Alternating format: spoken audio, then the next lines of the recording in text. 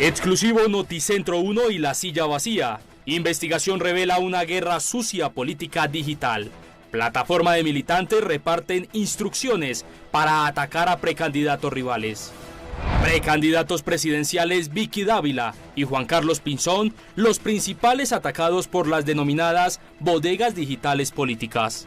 Precandidato Juan Carlos Pinzón se pronuncia ante exclusiva de Noticentro 1 y La Silla Vacía. Fiscalía pide cárcel para exministro del Interior Luis Fernando Velasco y exministro de Hacienda Ricardo Bonilla por escándalo de la Unidad Nacional para la Gestión del Riesgo. Asamblea de Antioquia pide la suspensión temporal de Wilmar Mejía tras escándalo de presunta infiltración. Procurador advierte suspensión a funcionarios del gobierno Petro vinculados con escándalo de jefe de las disidencias alias Calarcá. Noticentro 1 presente en el Congreso de la Sociedad de Agricultores de Colombia. Presentan hoja de ruta para fortalecer sector. Priorizan la importancia de la seguridad. Un show visual que transforma algoritmos en música llega a Colombia. Esto y más en las noticias del entretenimiento. Y mucha atención que ha estallado la guerra sucia digital en el mundo de la política. Una investigación de la alianza Noticentro 1 y La Silla Vacía revela detalles de una guerra en la cual se estaría generando una campaña de desprestigio contra candidatos de la derecha, particularmente Juan Carlos Pinzón o Vicky Dávila. Lo curioso de esta guerra sucia es que tiene su origen en un movimiento que se llama Abelardistas, abelardistas.com. Aunque Abelardo de la Espriella ha negado cualquier vínculo con este grupo, con esta organización digital, lo que hemos descubierto en esta investigación es que se trataría de un modelo tipo campaña de bots, en el cual se están mandando sistemáticamente de manera coordinada mensajes negativos y comentarios negativos sobre los candidatos de la derecha, que estarían de alguna manera beneficiando y posicionando de manera positiva a Abelardo de la Espriella. Esto fue lo que encontramos. La movida de poder de hoy es de coordinación. Coordinación en redes sociales de los seguidores de Abelardo de la Espriella para hacer guerra sucia contra otros candidatos, la mayoría candidatos de derecha, es decir, fuego amigo. Santista, petrista, ladrona, traicionero, son las palabras que usan los abelardistas para hablar de los contrincantes de la Espriella en Twitter. Mientras Abelardo profesa la unidad, sus seguidores no hacen lo mismo. Una investigación de La Silla Vacía hizo un barrido de más de 200.000 mensajes en Twitter. Identificamos más de 120 cuentas que apoyan a Abelardo y de forma coordinada atacan a sus contrincantes. Estas cuentas se identificaron si cumplían con las siguientes características. Grupos de 5 o más cuentas que en más de 3 ocasiones trinaron mensajes parecidos a máximo 10 minutos el uno del otro. De este análisis, La Silla encontró varios grupos pequeños y un gran grupo de 120 cuentas, una bodega para efectos prácticos. Además de coordinación, tenían otra característica. Estos mensajes coordinados son siempre positivos hacia Abelardo y muy negativos hacia los otros candidatos. Mientras Abelardo es el sucesor de Uribe, su competencia en la derecha es santista y petrista. La más afectada es Vicky Dávila, seguida de lejos de Juan Carlos Pinzón y Miguel Uribe Londoño. Pero, ¿cómo se coordinan? La Silla identificó como uno de los espacios de coordinación el movimiento digital abelardistas.com, un portal con grupos de WhatsApp abiertos, más de 1.500 grupos de militantes del abogado penalista. En estos grupos salen varios mensajes en los que se dan recomendaciones que parecen más instrucciones de atacar o defender a ciertos candidatos. La Silla tuvo acceso a uno de estos mensajes. Cuando Juan Carlos Pinzón marcó mal en la encuesta del CNC, la orden fue, abro comillas, no darle más juego porque el enemigo es Cepeda. La respuesta de estos seguidores fue inmediata. La cantidad de mensajes contra Cepeda y también Vicky aumentaron, mientras los que atacaban a Pinzón bajaron. El director de esta página que gestiona los grupos es el influencer de derecha Helvin Cano. Cano le dijo a La Silla que no están afiliados con la campaña y que no promueven estos comportamientos y que estos mensajes son de usuarios infiltrados que son difíciles de controlar porque no tienen recursos para contratar moderadores. La campaña de Abelardo negó su afiliación con este grupo y negó tener bodegas. Pero la evidencia de guerra sucia de abelardistas es clara. Desde que Abelardo lanzó su campaña, estos trinos coordinados han representado más de 2.200 mensajes atacando a los candidatos y apoyando a Abelardo. Inicialmente, llenar de mensajes los trinos de la competencia puede ser negativo porque los infla en el algoritmo. Pero el objetivo no está en los números, sino en la percepción de los usuarios. La literatura sobre publicidad muestra que la mayoría de la opinión sobre un mensaje o un producto se hace en función de los primeros comentarios que éste tiene en redes sociales. Con esta estrategia, los seguidores de Abelardo se aseguran de que cuando se vea un trino de su competencia, el primer mensaje que se vea sea uno apoyando a Abelardo y atacando a sus contrincantes. Muchos de estos mensajes negativos hacia Vicky Dávila aparecen cuando ella habla en redes de no querer aliarse con Abelardo, como verificó La Silla Vacía. En las campañas rivales de la Espriella llevan semanas preguntándose cómo es que él es tan efectivo en redes sin pagar.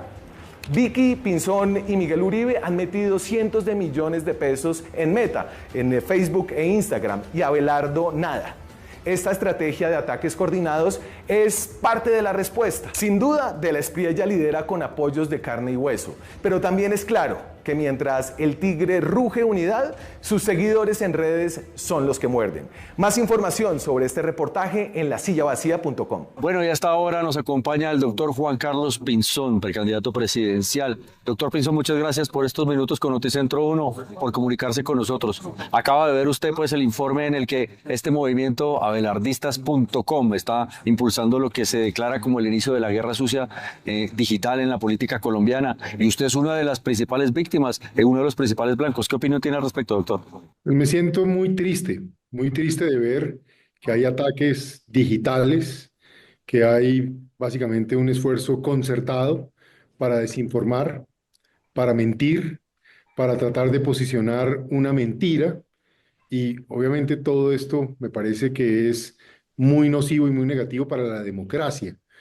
Cuando estas cosas ocurren, lo que termina poniéndose en entredicho es la credibilidad de la democracia. Y me parece muy lamentable que haya personas que se supone que además están trabajando en una misma orilla, haciéndole daño a otras personas de manera deliberada, de manera agresiva, de forma planificada. Esto me parece que es muy malo para Colombia, es muy malo para la democracia, y sí me parece que es muy lamentable. Ojalá se presenten las excusas respectivas, porque no tiene sentido convertir a un candidato en víctima de otros. Yo creo que si en la democracia se va a hablar de un tema, pues que se hable de los temas del país, de las propuestas, de los contenidos. En mi caso, como conozco Colombia entera, como conozco todos estos temas, pues es a lo que me refiero todo el tiempo. Pero me parece muy lamentable que la estrategia de otros es hacerle daño a los demás, que de una u otra manera podrían tener incluso una coherencia en ciertos temas con quienes ellos dicen respaldar. Claro, doctor Pinzón, y aunque el doctor Abelardo ha negado cualquier vínculo con este grupo llamado abelardistas.com, pues es innegable que hay un halo de fuego amigo dentro de un sector de la política que está buscando una propuesta distinta, ¿verdad? Un planteamiento diferente. ¿Cómo se sale de ahí, doctor? ¿Qué plantea usted hacer? Es absurdo, me parece irresponsable, me parece muy triste que jueguen con la democracia para crear un ambiente mentiroso y dar la impresión de que están pasando unas cosas que realmente no están pasando. Entonces, si esto pasa nomás en unos ataques de carácter personal, en este caso, en mi caso como víctima, pues imagínense lo que pueden estar tratando de hacer para inflar, para dar la impresión, para vender un espejismo, y con eso incluso metiéndole la mano a la democracia. Eso me parece que está muy mal para Colombia, me parece que está muy mal para el país. Y le digo, como experto en materia de seguridad y conociendo todos estos temas de la ciberseguridad y la ciberdefensa, recuerde, yo creé ese comando en el tiempo en que fui ministro de Defensa, pues le puedo afirmar que esto es el típico ataque de un ciberataque que lo que busca precisamente es hacer uso de lo digital para hacer daño, y eso me parece que está muy mal. Cuente Colombia con que en mi presidencia, en la presidencia de Juan Carlos Pinzón, vamos a tener otra vez las mejores capacidades de ciberseguridad y de ciberdefensa para poder atender este tipo de cosas tan absurdas y tan irresponsables, porque aquí hay que proteger es a los colombianos, la honra de las personas. No se puede permitir el engaño a la gente, que es lo que está pasando en estos momentos. Pues gracias, doctor Juan Carlos Pinzón, precandidato presidencial, por estos minutos. Precandidato, además, uno de los principales blancos, una de las principales víctimas de lo que acaba de revelar este informe exclusivo de Noticentro 1 y La Silla Vacía, según el cual habría una guerra sucia digital de desprestigio en su contra y en contra de otros candidatos. Pero le quiero contar una cosa, doctor Pinzón, antes de que se vaya, es que Colombia no es el caso único, es que esto está pasando en varios países del planeta. Hay ejemplos recientes en Estados Unidos, en Argentina, y eso claramente lo que termina es afectando las garantías de la democracia y la estabilidad de la libertad del votante de elegir de manera consciente.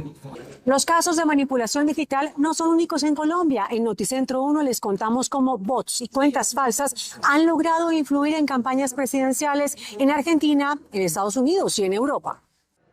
En varios países las campañas políticas han enfrentado un nuevo desafío, la manipulación digital mediante bots y cuentas falsas destinadas a influir en la reputación de candidatos. En Estados Unidos las agencias de inteligencia, incluido el FBI, han advertido que actores extranjeros, especialmente de Rusia, siguen usando redes sociales para influir en el electorado. Aunque no se han revelado nombres de candidatos afectados en los comicios recientes, unas operaciones forman parte de un patrón identificado desde el 2016, cuando un informe de Mueller documentó miles de cuentas automatizadas utilizadas para distorsionar el debate público. En Argentina, por su parte, durante la campaña presidencial de 2023, medios como El Clarín, La Nación y Bloomberg revelaron un aumento inusual de bots vinculados a conversaciones sobre Javier Milei. Investigaciones académicas y análisis de redes como Provox señalaron un comportamiento anómalo, hashtags artificialmente amplificados, tendencias impulsadas por cuentas automatizadas y picos de actividad coordinada que buscaban polarizar el debate y afectar la percepción sobre el candidato. Europa también ha emitido alertas. La Unión Europea ha documentado campañas de desinformación coordinadas desde el exterior, principalmente desde Rusia, durante elecciones en Francia, Alemania y España, en las que bots y perfiles falsos buscaban amplificar mensajes extremos o desacreditar a candidatos moderados. Estas operaciones se han convertido en una amenaza para la confianza en los procesos democráticos, según los informes del Servicio Europeo de Acción Exterior. Los expertos advierten que este fenómeno no es aislado ni regional. Las campañas digitales con bots buscan impactar el clima electoral, moldear tendencias y erosionar la credibilidad de determinados candidatos. El patrón se repite: acciones coordinadas, contenidos polarizantes y automatización masiva para manipular las conversaciones públicas. Es una estrategia silenciosa, difícil de rastrear y que hoy se considera una de las principales amenazas a la integridad electoral global. Noticia en desarrollo. Mucha atención que, como lo anunciamos en nuestra emisión de las 8 de la noche, al revelar la investigación exclusiva de la Alianza de La Silla Vacía y Noticentro 1 sobre el estallido de la guerra sucia, la guerra oscura digital en la campaña política entre políticos de la derecha y la centro derecha. En este momento, Noticentro 1 a esta hora revela en exclusiva una página web donde usted podrá ingresar y ver todos los detalles de cómo esta guerra sucia, coordinada por un grupo que se conoce como abelardistas.com, lanza mensajes de desprestigio, mensajes oscuros contra candidatos como Juan Carlos Pinzón o como Vicky Dávila. Ingrese a www.hackerporlademocracia.com. Le repito, www.hackerporlademocracia.com. Y todos los detalles de esta investigación en la página web y las redes sociales del Canal 1. La Fiscalía General solicitaría enviar a la cárcel a los exministros del Interior y de Hacienda, Luis Fernando Velasco y Ricardo Bonilla, por su presunta participación en el escándalo de corrupción de la Unidad Nacional de Gestión del Riesgo.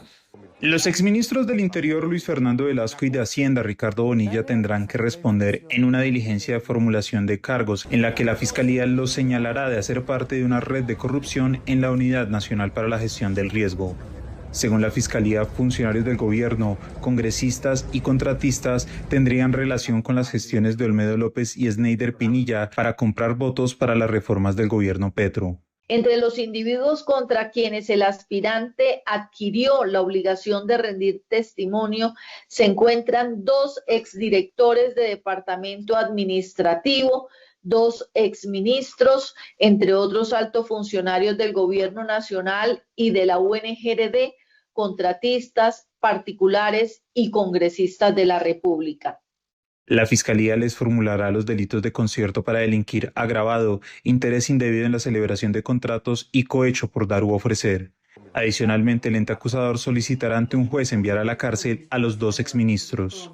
La Asamblea de Antioquia pidió la suspensión de Wilmar Mejía, director de Inteligencia Estratégica del DNI, del Consejo Superior de la Universidad de Antioquia.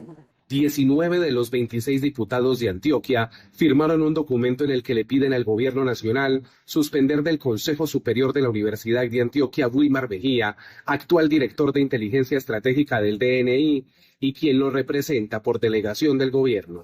Por ello, la Asamblea Departamental de Antioquia solicita al Gobierno Nacional, primero, abrir de manera inmediata una investigación exhaustiva sobre los señalamientos que comprometen al representante presidencial ante el CSU de la UDA. Segundo, evaluar la suspensión temporal del señor Wilmar de Jesús Mejía de sus funciones en los órganos universitarios mientras avanza el proceso investigativo. Tercero, garantizar total transparencia en el esclarecimiento de los hechos, incluyendo la socialización pública de avances y decisiones. Y le hicieron un llamado al gobierno a fortalecer los mecanismos de verificación, control e idoneidad para quienes representan al Ejecutivo en instituciones de educación superior. El Procurador General de la Nación advirtió que podrían ser suspendidos en los próximos días el general Juan Miguel Huertas y Wilmar Mejía de la Dirección Nacional de Inteligencia por el escándalo de los archivos de alias Calarcá. La Procuraduría avanza con la investigación por la supuesta relación entre funcionarios del gobierno con las disidencias de alias Calarcá. El Procurador General explicó que podrían ser suspendidos el general Huerta y Wilmar Mejía, funcionario de inteligencia. Eso lleva un proceso, tiene unos tiempos, estamos esperando unas respuestas. Demostrar la condición de servidores públicos que no se puede presuponer y en la medida en que vayan llegando esa documentación se van ajustando las decisiones. Como son servidores públicos y la conducta ha causado mucha alarma social y política, lo vamos a considerar severamente para la valoración en su momento. La Procuraduría avanza con la recolección de evidencias sobre la supuesta infiltración de las disidencias en el Estado. En la medida en que se vayan llenando los requisitos para tomar medidas dentro del disciplinario, lo haremos sin contemplación alguna. En los próximos días se resolverá la situación de los investigados. El presidente Gustavo Petro se pronunció sobre los presuntos nexos entre las disidencias de las FARC de alias Calarcá y algunos funcionarios de su gobierno. El presidente dijo lo siguiente, abro comillas, si el poder lo tiene el crimen, hay genocidio. Y no es lo mismo un delincuente aislado que uno con poder, cierro comillas. Desde el Cantón Norte, el presidente Gustavo Petro se refirió al escándalo por presuntos nexos de las disidencias con entidades del Estado. Aseguró que la mayor amenaza es el funcionario que usa su poder para someter a la nación.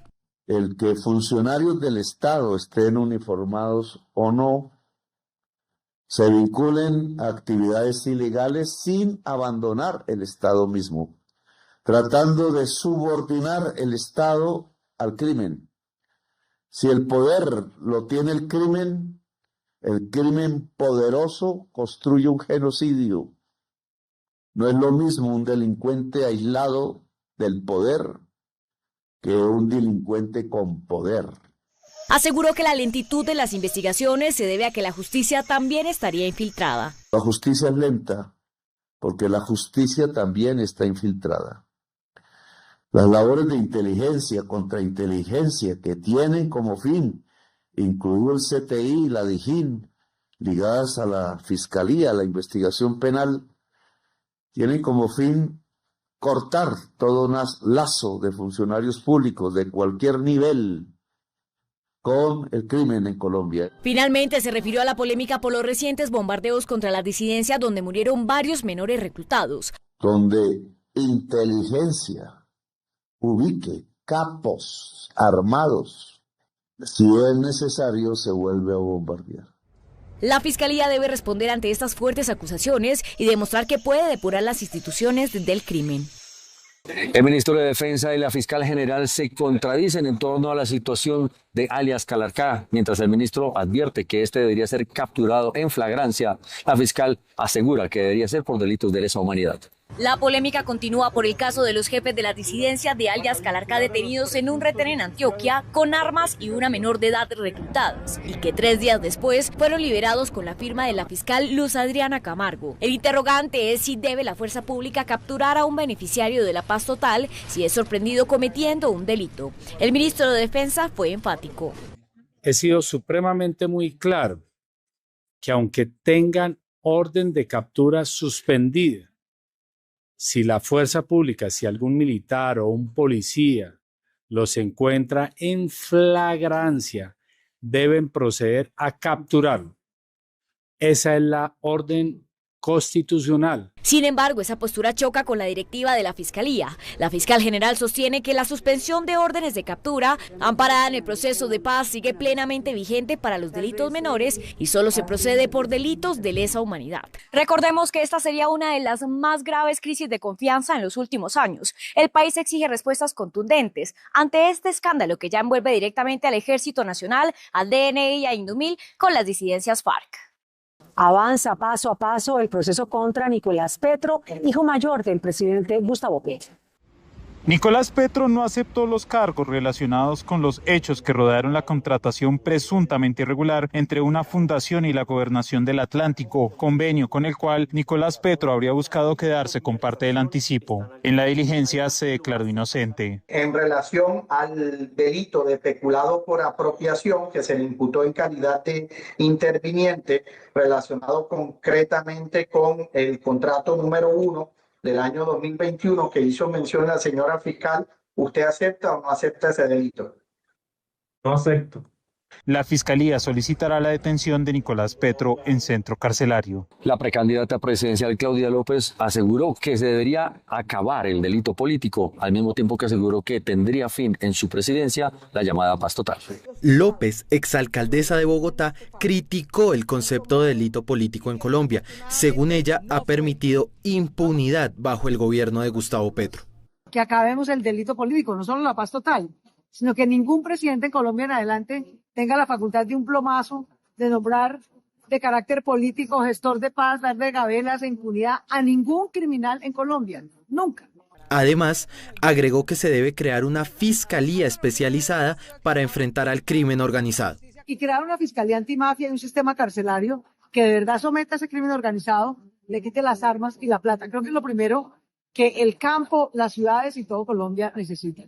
El señalamiento, hecho desde el Congreso Nacional de Agricultura en Bogotá, llega después de que se conociera que uno de los responsables del atentado contra un helicóptero de la policía en Amalfi fue nombrado gestor de paz por el presidente Petro.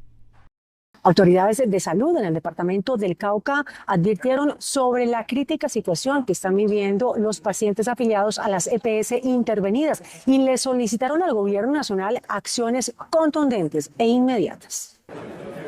La secretaria de Salud del Valle hizo un fuerte llamado al Ministerio de Salud y al presidente Petro para que atiendan la situación de miles de pacientes que hoy no tienen quien los reciba, todo por cuenta de la crisis de salud. Hay 1.501 pacientes de huérfanas en Colombia fallecidos entre enero y agosto por falta de medicación.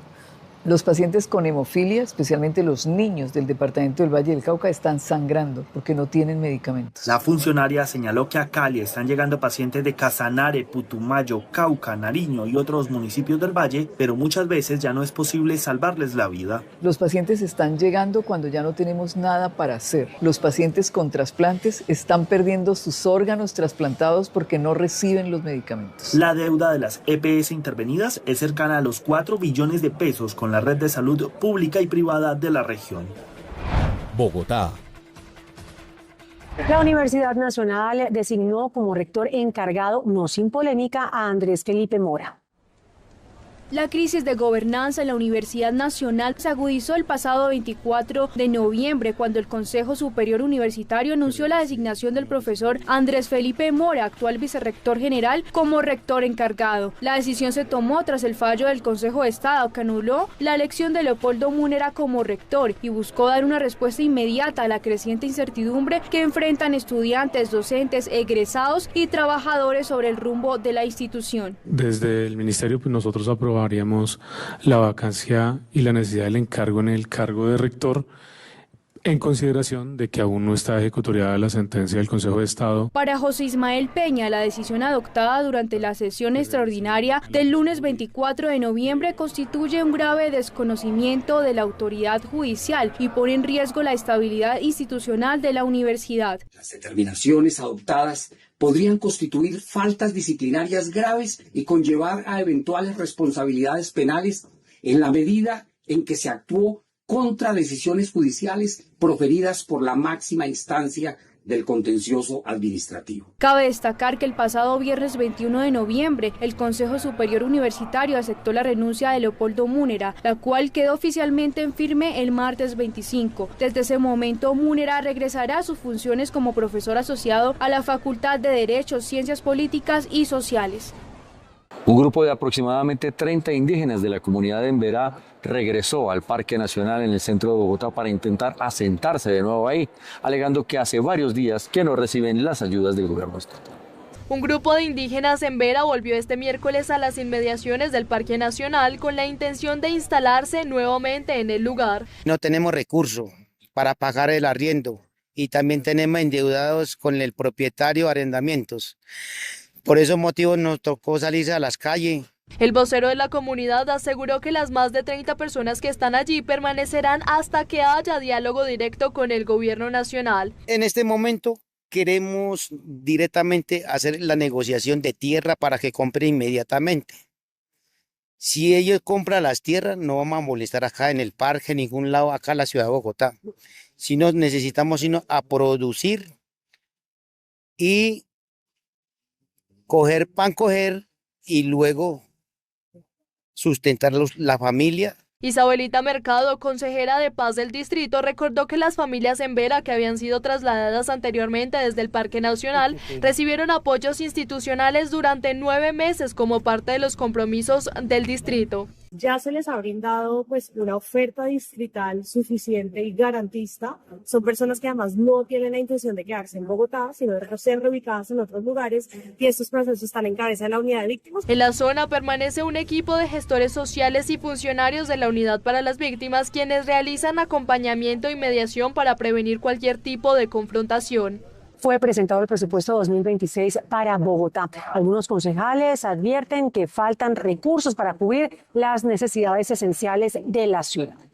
La alcaldía de Bogotá presentó el presupuesto 2026, destacando una fuerte apuesta por la inversión social, pero advirtiendo un preocupante faltante de recursos. El plan financiero asciende a 40,4 billones, de los cuales 32,5 billones se destinarán a inversión, 5,3 billones a funcionamiento y 2,6 billones a pago de la deuda. La Secretaría de la Seguridad ha sido un derroche de recursos absoluto. Ha pagado tasers a 26 millones de pesos, está pagando camisetas a 100.000 pesos para las personas privadas de la libertad y ha pagado almuerzos de 140.000 pesos. Se reduce en un 10% el presupuesto que va dirigido para ecourbanismo. Entonces, simplemente es marketing lo que esta administración hace. Pone en el centro la inversión social para tener una ciudad mucho más competitiva, con oportunidades y moderna.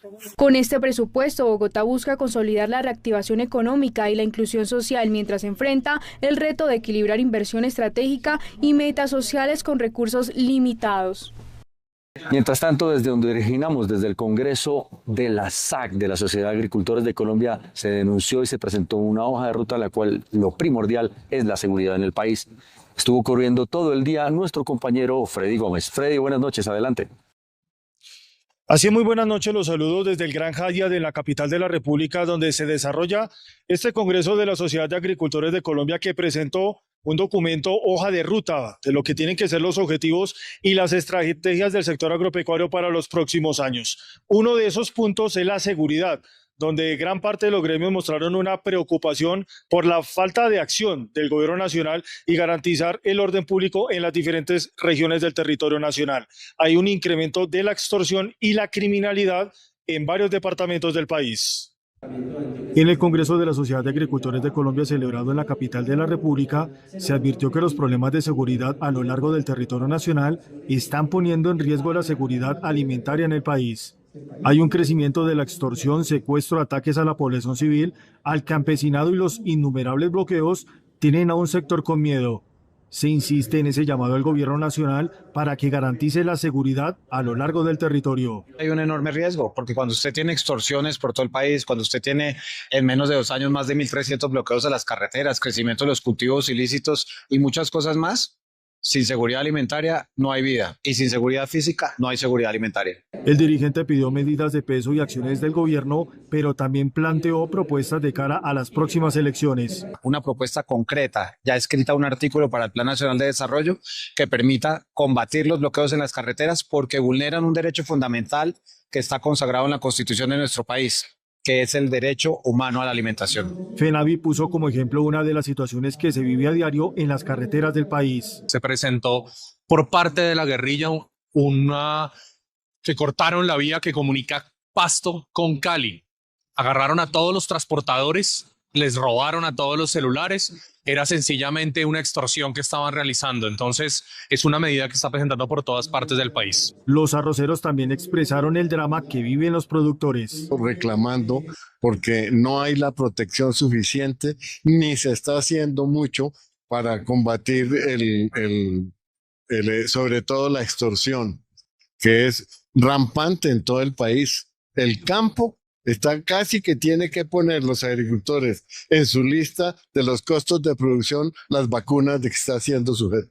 Los productores de banano denunciaron que en varias regiones del Magdalena ha crecido la criminalidad afectando al sector. Nosotros en municipios pequeños, como lo es Zona Bananera, estamos registrando cerca de 80 asesinatos por cada 100.000 habitantes en datos que nos entrega el programa Zona Bananera Cómo Vamos.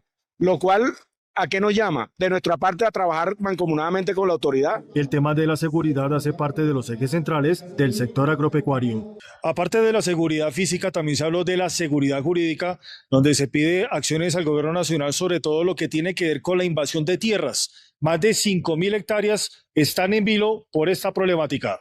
Otro de los temas que abordaron los gremios del sector agropecuario reunidos en el Congreso de la SAC es la seguridad jurídica. La invasión de tierra sigue al orden del día afectando al norte del Cauca principalmente. Más de 5.000 hectáreas se han visto afectadas y hasta la fecha no hay soluciones desde el gobierno nacional. Donde el productor ni siquiera puede entrar en aproximadamente 3.500 hectáreas y otras 1.500 hectáreas donde hay, digamos, afectaciones esporádicas, no permanentes. Pero estamos hablando de un total de 5.000 hectáreas afectadas que genera el empleo y más para una región del norte del Cauca que depende del sector agropecuario y especialmente de la caña. La dirigente sostiene que varios predios invadidos por diferentes comunidades étnicas han generado pérdida de empleo y actividad productiva.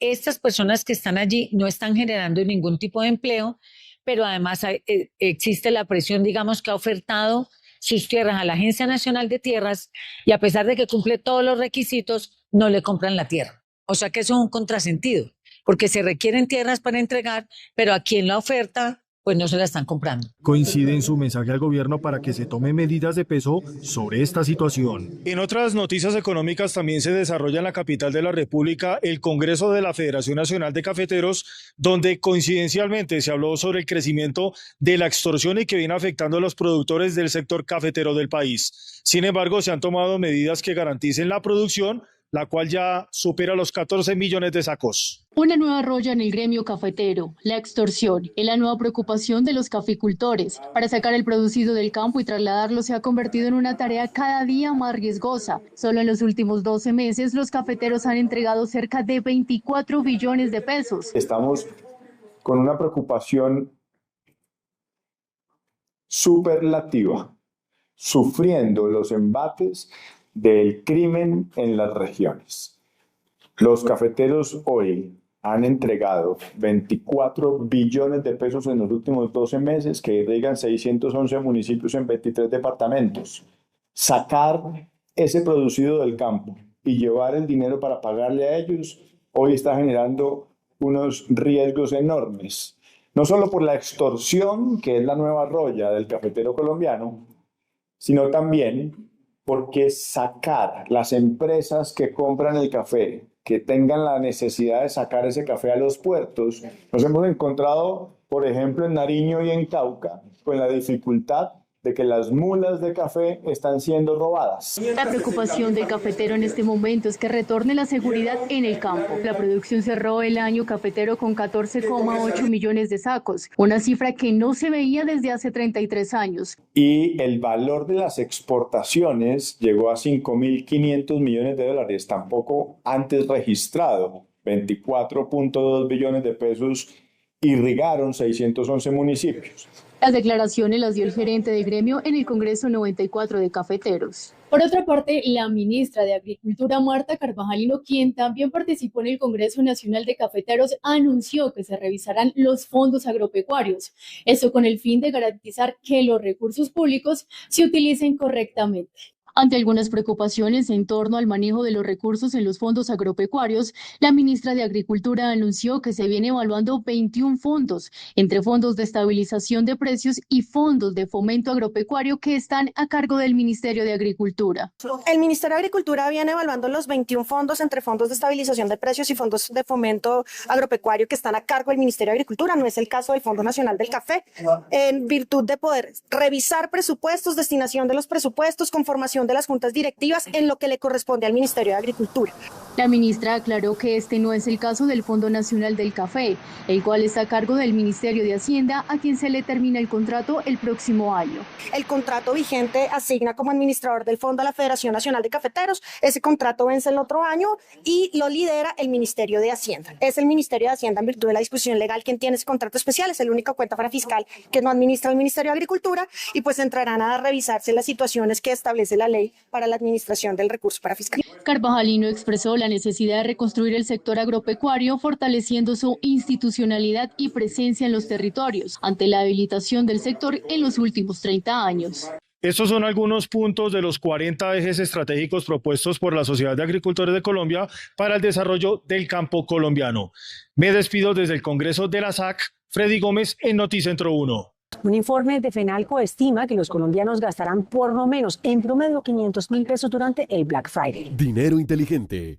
De acuerdo con el informe de FENALCO, el 53% de los consumidores planea gastar más de 500.000 pesos durante el Black Friday. Esta jornada para el comercio está ganando terreno en el mercado colombiano como una fecha clave en su calendario comercial. Se vienen descuentos y promociones. Las promociones están a la orden del día sin distingo de hogares con o sin muchos ingresos. Los pobres necesitan de las promociones y los ricos adoran las promociones. Bienvenido Black Friday. Un 85% ya ha realizado compras durante esta fecha al menos una vez. Entre tanto, Fedesarrollo reportó un alza en el índice de confianza comercial para el mes de octubre. La encuesta de opinión empresarial reportó un crecimiento en el índice de confianza comercial que para el mes de octubre se disparó a 22,1%, mientras un mes atrás se ubicó en 20,4%. Este sector se mantiene como un jalonador de la economía nacional y con expectativas positivas para la temporada de fin de año. Contrario para la industria, que para el 10º mes del año presentó cifras negativas de 4,9%, en parte por una disminución de la rentabilidad de las exportaciones, que en tercer trimestre bajó 18,5%. La incertidumbre internacional también suma a esta tendencia. En Noticentro 1, estos son los indicadores. La tasa representativa del mercado que regirá para mañana jueves será de 3.773 pesos con 60 centavos. Los profesionales del cambio compran la divisa en promedio entre 1.800 pesos y la venden entre 1.850 pesos. Un euro cuesta 4.414 pesos con 40 centavos. La libra de café en Nueva York se cotizó a $3.79. El precio interno se cotizó a $2.852.000 pesos la carga. El barril de petróleo WTI se cotizó en $58.56. La referencia Brent para Colombia se cotizó en $62.44. El índice de capitalización de la Bolsa de Valores de Colombia subió 0,34% a 2.041 puntos. La noticia saludable del día. Su dolor de espalda podría ser causado por malas posturas diarias. Verifique que su postura cumpla con estas condiciones. Estamos sentados sobre esos huesitos que tallan, que se llaman isquion. Tenemos el tronco alargado, pero con el abdomen activo. Entonces tomen aire y lo botan. Cuando boten el aire, aprieten el abdominal. Ahora traten de apretar los músculos como si se estuvieran aguantando las ganas de orinar. Esos son los músculos del suelo pélvico. Entonces tenemos que tener conciencia de nuestros músculos y cómo nos ubicamos. Hay un error fundamental en nuestro día a día, el tiempo que pasamos quietos. Una actividad simple puede ser levantarse y sentarse varias veces en su silla, en su puesto de trabajo. Esto le mantiene activos los músculos de las piernas, mejora la circulación. Evite estar inmóvil y empiece a adoptar conciencia de su postura. El Teatro Colón de Bogotá será el escenario de una concentración artística internacional dedicada a explorar la memoria y la condición humana a través de las nuevas tecnologías. Una noche de diálogo entre el visionario italiano Quagliola y la compositora colombiana Lucrecia Dalt. Con un diseño de percusión muy particular que venimos trabajando como tonalmente desde hace tiempo, y yo toco guitarra eléctrica, canto, hago procesamiento de electrónica, como reducir todo ese disco y todo ese trabajo sonoro a una puesta en escena que es bastante cerradita, íntima. El evento, acompañado con video performance, que somete archivos históricos italianos a la máquina, con el objetivo de transformar la memoria visual en pinturas algorítmicas, revelando una fascinante poética del error. Mientras que Lucrecia presenta su inmersión sonora que se centra en la conexión emocional, la voz y las estructuras acústicas que evocan nuestras raíces latinas. Una puesta en escena que estará en el Teatro Colón de Bogotá el próximo 27 de noviembre. Una pintura del francés Pierre-Auguste Renoir que representa a su hijo y a su niñera se vendió por 1,45 millones de euros, casi 6.000 millones de pesos colombianos. Pintada alrededor de 1895, la obra titulada Niño con juguetes, Gabriel y el hijo del artista John fue obsequiada por el pintor a Jean Boudot, su única alumna y amiga cercana. Desde ese entonces ha permanecido en su familia. Renoir fue una de las figuras principales del movimiento impresionista que transformó el arte a finales del siglo XIX. La subasta tuvo gran éxito, reuniendo a cerca de 100 potenciales compradores, ratificando el éxito que siguen teniendo las pinturas clásicas entre los clientes menores de 30 años. A sus 46 años, la reconocida cantante mexicana Mariana Ochoa sigue consolidándose como uno de los referentes musicales de su país. Tras pasar por el pop, ahora se fortalece en el género regional con temas que son tendencia en las redes sociales. Estuvo Ochoa, quien también le compone en esta nueva etapa al amor, busca que esta reciente canción genere un impacto en el continente. Que sea el inicio de un movimiento donde haya más justicia para las obligaciones que son de dos. Porque el 70% de las mamás latinas terminamos sacando solas a nuestros hijos adelante. Y es que seguramente este rostro no le es desconocido a miles de colombianos, pues Mariana alcanzó fama mundial al hacer parte de la exitosa agrupación OV7.